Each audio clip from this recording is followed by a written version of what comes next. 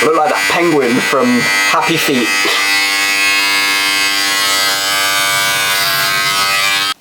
Hi everybody.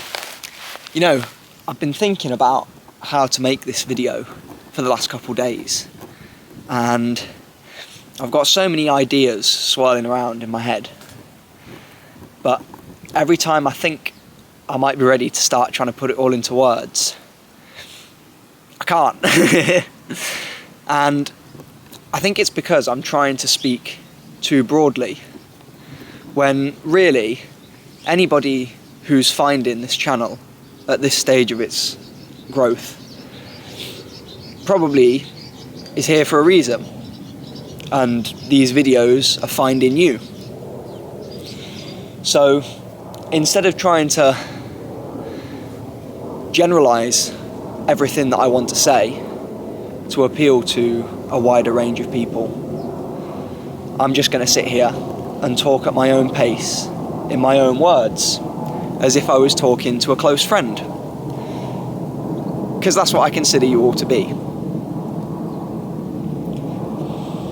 And I'm probably going to touch on a lot of topics in this video, mainly psychedelics. And you know, I wish I was an orator on the level of somebody like Ram Dass or Terence McKenna, but they had a lot more years of experience than me, and hopefully I'll get there one day. But for now, you probably have to bear with me while I try and work out where I'm going to take this all. In fact, I'm going to start with a story, because people love stories. So this one is about one of the times I got asked to move in my van, and it was the most aggressive one by far. And I'd parked up somewhere just for a couple of hours in what I thought was an unused lay-by, and then suddenly I hear bang, bang, bang, bang all down the side of the van, and it was so fast and aggressive I thought it was multiple people. So I open the door and say, all right, who's that? There's no need for that. And it is this very angry, very red-faced, middle-aged man shouting about, "This is my fucking yard. How dare you come in my fucking yard? Move this fucking van." And I said, all right, mate, I'll move it. There's no need for that. And I go inside to move the van, and he's still shouting and cursing and whatnot. And the way he's pulled his car in, he's kind of blocking me from driving out, and it's quite tight. So I'm trying to swing this van round his car. And as I drive past him, I look out the window at him, and I smile at him. And this just sends him bonkers. He starts, you know, gesticulating at me and fucking goes to come up to my window with his arm raised like that. But as he walks towards my window, he puts himself in between my van and the front of his car. And as I'm swinging the van around, he gets a bit squashed. And I didn't do it on purpose, but, you know, I figure at this point, that's just your karma.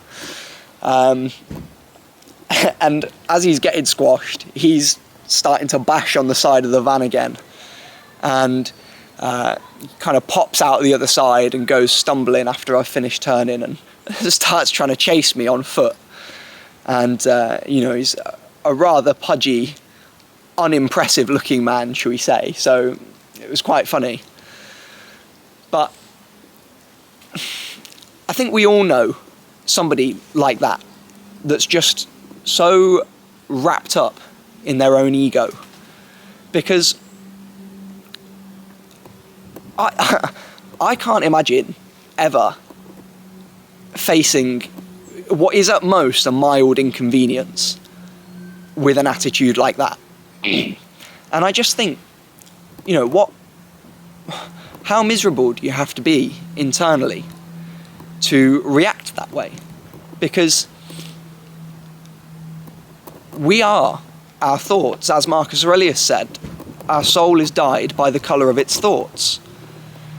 And what you think is what you end up projecting outwards.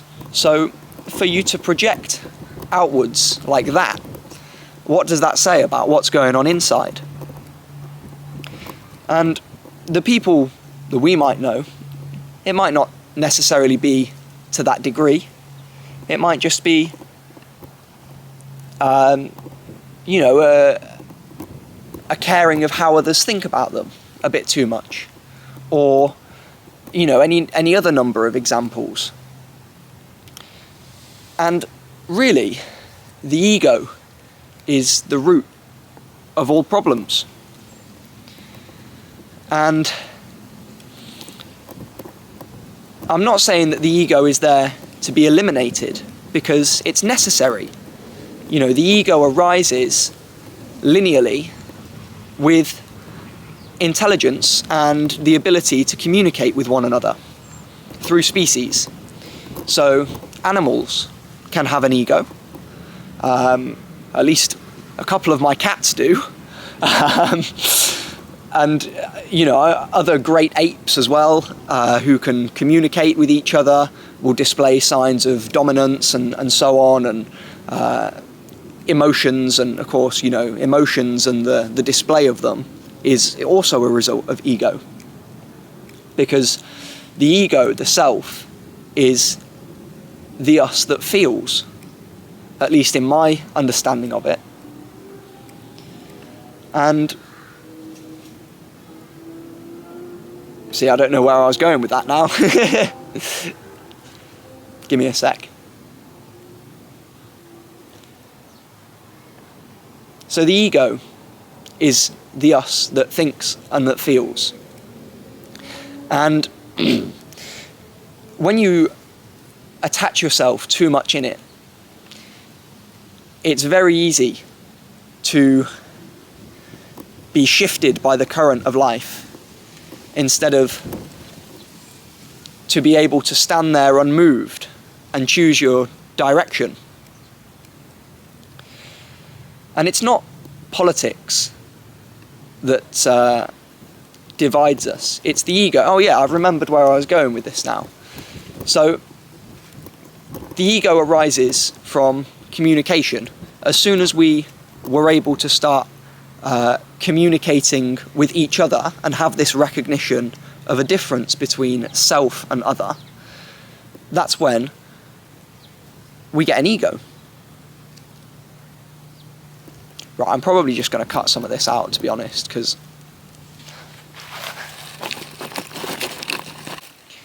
I'm going to stop cutting it when I lose my train of thought.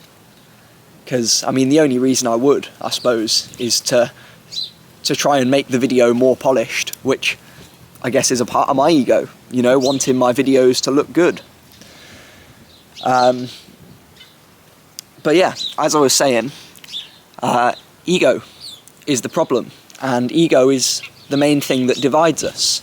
A lot of people like to argue about different political systems, right versus left, capitalism versus communism, which system is the best to live under.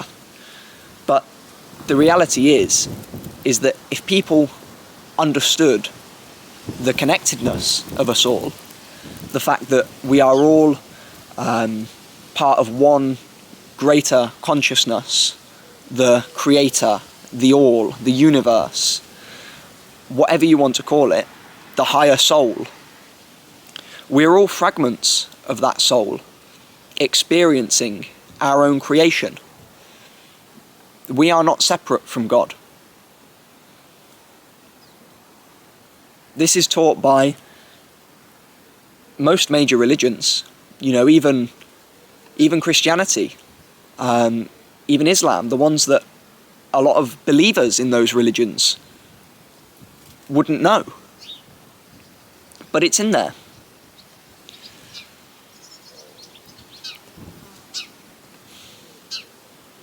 Once people realise this,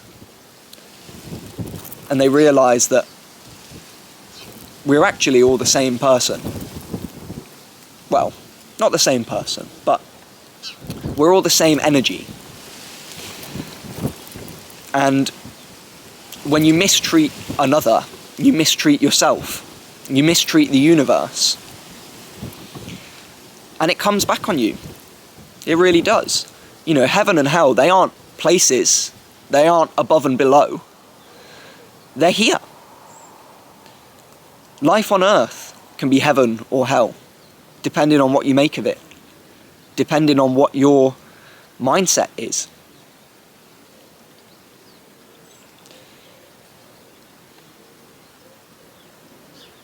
And it's down to the ego, because a lot of people's egos are very fragile. And the only way that I see us moving forwards as a species, you know, our next great leap forward, similar to how the internet was a leap forward, I think it's to dissolve that ego. And the only way I've observed it to consistently be done is through the use of psychedelics. Because once you have a psychedelic experience and you kind of unlock that realization that you are not your thoughts, that your thoughts just seem to come. You don't control them, you don't command them, they just appear. So you're not your thoughts, you're the observer of your thoughts. And for a lot of people, this realization scares them. And I think this is where a lot of the problems with drugs and the stigma around drugs comes from. Because people have these experiences where they suddenly realize that they are not themselves, and that the image of themselves that they present to the world is just an act, one that they've spent their whole life perfecting, but an act nonetheless. And I'm sure that, you know, anybody who's smoked weed on a regular basis for a while will have probably had experiences where you've smoked and it's felt like you're suddenly acting in a sitcom or something. And, you know, it's really, really quite comical, suddenly not knowing how to position yourself. And this is from an over-awareness of the self, a hyper-awareness of the self.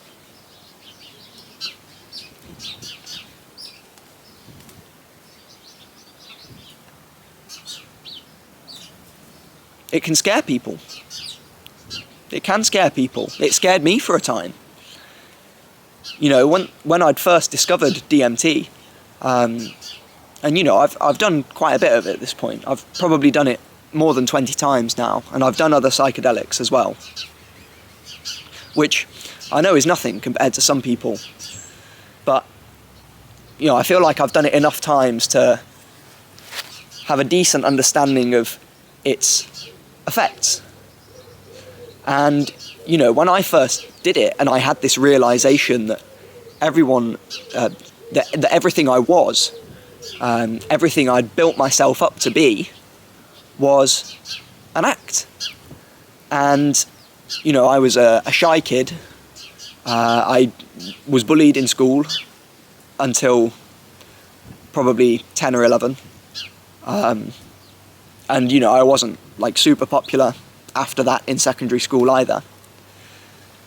And I'd spent my whole life learning to become more social, learning the rules of the social game, and, you know, trying to fit in, because I felt like I didn't fit in. And when I had that initial realization that, you know, all of this, what I'd thought was confidence, you know, that it just was me, that when I'd walk up to somebody and start up a conversation with them, that was now me. And I know now that it is, but at the time, when I had that realization, it scared me. And for a good month or so, I was pretty unsettled by the fact that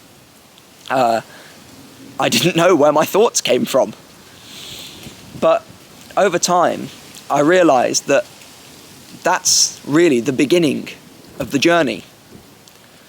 The discovery that you are the observer, and then learning to observe the observer. That's where the real journey begins. And that's where there is deep spiritual and personal growth to be had. And once you make that discovery, you can't back down either. You have to push through and you have to keep learning about it, because otherwise you get stuck in that state of unease. And I think quite a few mental illnesses can probably be boiled down to the ego and that sense of being the observer and being uncomfortable with it. Because for people that don't love themselves unconditionally, it is an uncomfortable experience. And I know that because I used to be there. Because, you know, you can be your own harshest critic. And when you're in that headspace, your world becomes very negative, and your output on the world becomes very negative. And the only person that can pull you out of a slump like that is you. And with that comes a certain level of respect for yourself. And the only way to overcome it is through learning to love yourself unconditionally.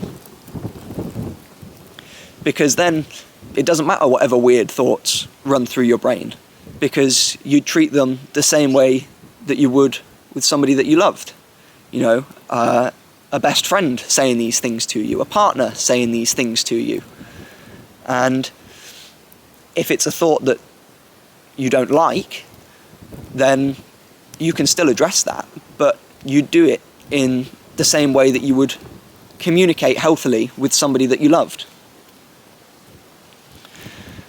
And again, I credit psychedelics with being able to do this.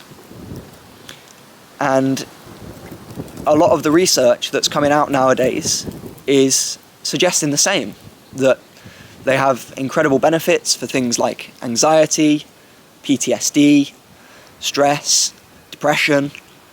And bearing in mind, this has been known about since the 50s, when psychedelics first arrived on the scene. But of course, you know, there's certain conspiracies you can get into there about government censorship and how they would purposely want to outlaw the drugs that were kind of leading to the summer of love and the hippie movement and the anti-Vietnam War movement. But they're making a comeback now, and I think that with the internet and, you know, the ease of which we can spread messages about the benefits of you know, groundbreaking discoveries, and also the relative ease of access to psychedelics, I think we're going to see a new cultural revolution. And I hope we do, because psychedelics can help you recognize and eliminate the negative parts of the ego.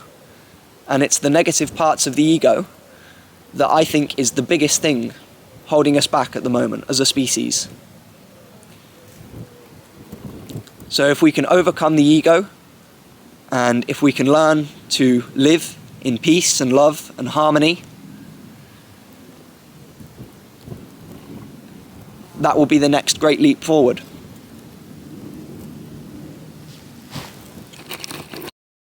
You, personally, can help usher in a new age of enlightenment. Be the person that you want to see in the world. Imagine what they're like. What values would they have? What attributes? What qualities? Embody it. Transmute yourself into that person. Not only is it the most satisfying thing that you can do in life, not only will it make your life better than you could have ever imagined, it will make the world a better place than you could have ever imagined. Once you are that person, once you embody your ideals, then don't go out there and try and teach everyone. It doesn't work. But go out there and lead by example. Lead by example, because that's the best way to teach.